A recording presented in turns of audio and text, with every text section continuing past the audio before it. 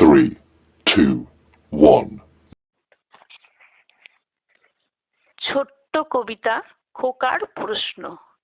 মাগো, তোমার কোল আলো করে এলাম যখন আমি, তুমি নিশ্চয়ই ভেবেছিলে আমি ক্ষীরের চেয়ে দামি। ছোট্ট দুটি হাত দিয়ে কি ছুঁয়েছিলাম তোমার মুখ? আমার স্পর্শ পেয়ে তুমি পেয়েছিলে অনেক সুখ।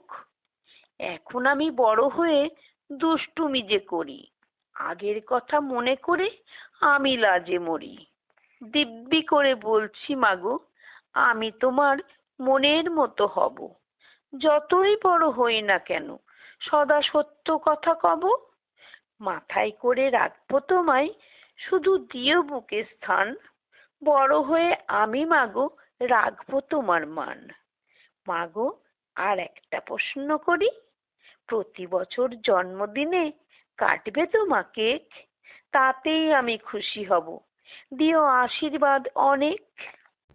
এই কবিতাটা সপ্তকের জন্য আমি লিখেছি।